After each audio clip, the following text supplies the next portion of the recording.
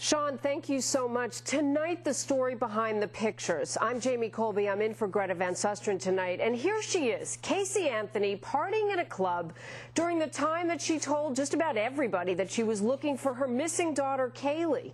And moments ago, on the record, producer Steph Watts had a private meeting with a DJ at the club. He has shocking new information about Casey Anthony's boyfriend, who he says is his best friend, and Casey's relationship with her missing daughter. Tonight, Casey sits in jail, a person of interest in the disappearance, and Steph Watts is joining me now live. Steph, great work here. Tell me, how did this DJ know Tony, and how well did he know Casey? The DJ and Tony were best friends, business partners, and they also lived together for a short period of time. I'm going to refer to him as DJ because I promised him I would protect his identity, Jamie. And I also want to start by saying the reason he's not on camera with us tonight is because he really doesn't want to inject himself into this story. He really wants the focus to be on finding Caylee and getting this case solved. So I respected him for that. We all respect him for that. You and I know from so many cases people try to inject themselves into a case. So we're respecting his wishes, and I'm going to be his voice for him tonight. That said, he lived with Tony from the beginning of May up right till the 1st of July. He was waiting for his apartment to start. He's waiting for a new apartment. Now, it is admirable that he wants to correct some facts and he doesn't want to be part of the story, but we're glad that he took the time to talk to you because he isn't talking to other people. Tell me what he told you about Casey, what kind of mother she was. Did he ever meet Caylee? Yes, he said Casey was a terrific mother. He said Casey was very caring with Caylee. He said that she spent a lot of time at the apartment with Caylee. He had said he actually taught Caylee words and he played games with Caylee. He spent a lot of time with Caylee. He said Casey was a good friend. She was a wonderful girlfriend to Tony. She cooked for him. She cleaned for him. She did his laundry. Tony raved about how much of a terrific girl Casey was, and that's why they're so shocked by these recent developments. But nevertheless, she lived with Tony in this apartment until she was arrested, but Caylee wasn't there at the time. In fact, from what I understand, June 13th was the last date that the DJ saw Caylee. Did they ever ask he or Tony where Caylee was?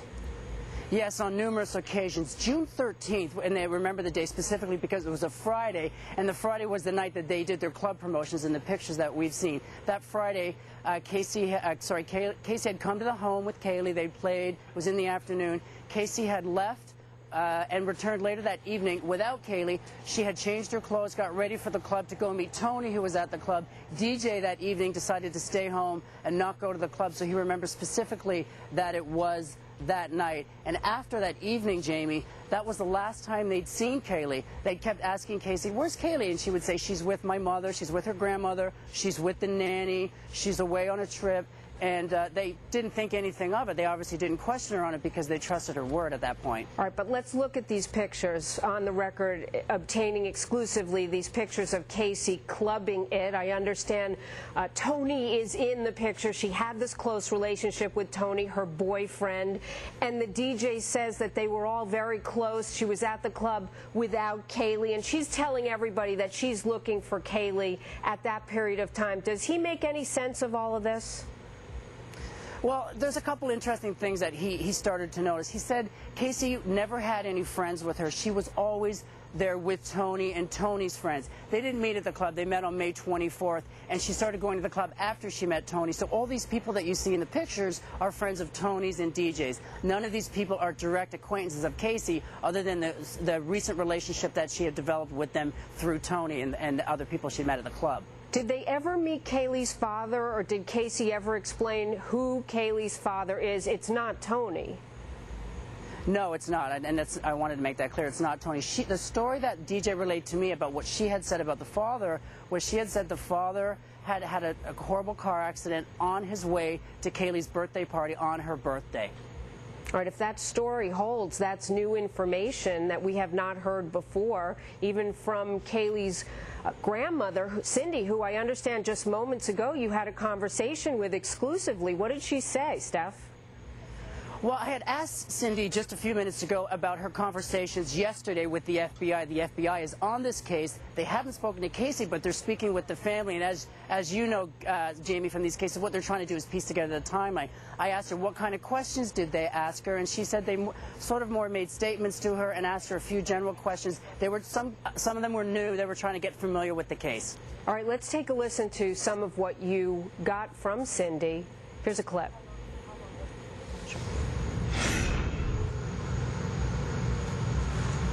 There's nobody in the tape-op room. I thought we were tapeless. Okay, well, we have that clip. I actually had a chance to listen to it as Steph was doing it just moments before we went on the air. And Cindy basically explains, Steph, that she was satisfied with the meeting with the FBI. Although they didn't ask really specific questions, they at least let her know that they're on the case. They wanted to know if she was satisfied with the investigation of local authorities. Do you get the sense that the authorities are working together? I do get the sense that the authorities are working together. And one thing that we've learned tonight is that, contrary to some of the conversations in the media, they are actively searching for Caylee this evening, and they're searching in exclusive locations that they don't want the media and they don't want, I think, even the family to know where they're searching. And they're doing that searching based off forensic evidence that they found in the car. I was told that by one of the deputy sheriffs today. And that is so interesting. We're going to take a closer look at what they found in Casey's car and talk about that search in a minute. Let's take a look now at what Cindy had to tell you just moments ago. Sure. Time to talk with us today. Did you have a chance to speak with Casey today? No, I haven't had a chance. Are you going to plan on speaking with her tomorrow? The only way I can speak with her if she calls, I heard that she tried calling the house today when we weren't home. So, you know, if she reaches out, again, tomorrow we'll probably be gone most of the day with the benefit for Caylee. So if she reaches out in the morning, she might catch us. But if she reaches out in the evening, we won't be home. Doesn't help with all of us calling and you don't know if she's one of us or... No, that's true, because if she calls on the home phone, I'm going to let the answering machine pick up, because there's directions for people what to do. You know, if people can't get through on certain things, they know to call the house. If they want certain information, they just have to go to Caylee's website at helpfindcaylee.com. When you spoke with the FBI yesterday, were you happy with the questions that they were asking you, or did you feel that they were going in a direction you weren't happy with? They weren't really asking us questions. They basically wanted information, anything that we could share with them, any input that we wanted to, what we thought the direction of the case was, any frustrations we had. You know, there was a few questions, but mainly just to go over, you know, things that they had. A lot of them were just briefed yesterday morning from Orange County, so you know, so some of them were new coming in on the case, but we feel very confident that things are being followed up with.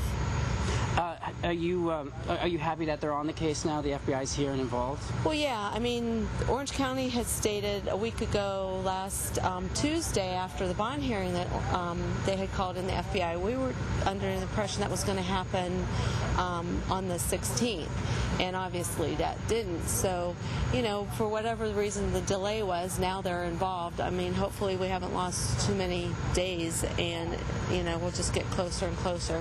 From speaking with Casey's attorney today, I understand that they have to release her in 31 days, regardless. Yes. So where are we at in day 14 now? So she could be out in a couple of weeks, correct? That's probably. I mean, I don't know all the particulars. Again, I leave all that stuff up to her attorney. I just kind of focus on dealing with you guys and making sure that we talk about Caylee every day, so that, you know, she stays the main focus, because most missing children they don't get attention like this, and, you know, I have to take advantage of that, just to, you know, continue to have her picture up there and talk about her. You know, we get phone calls every day. I get more and more encouraging phone calls from people out there that believe in that Casey's telling the truth, that Caylee's alive, and that we're going to find her. So, and they keep looking, and that's all I need, is because if they keep looking, we're going to find her. Are you going to plan on seeing Casey tomorrow? Actually, all her visitation periods were used up this week. Okay. And she's only allowed 3 a week. Oh, okay. And she has made a request to all her friends to leave the spots open for her brother and my husband and myself. So they're honoring that wish, as the ones that have already made appointments. All right, they may not have seen their daughter today, but we have a phone call she made from jail. We're going to play that for you later. Steph, before I let you go, the DJ, is he getting the sense, they went to authorities, he and Tony, they told authorities what they know. Do you get the sense from talking to him that he's more concerned than he'd been in the past, that something may have happened to Caylee and that Casey might be responsible? Absolutely, Jamie. You're right. When Casey was out of jail, she sent out a mass email saying that Caylee was missing. As soon as Tony and DJ got this email, they both immediately called investigators and were interviewed separately by different groups of investigators. He was very emotional tonight, almost in tears. He broke down as he told me the story about how his mind is starting to change and something's not right with the story, and I think he's starting to accept in his mind what he believes is the inevitable, which, you know, Caylee may be not with us anymore.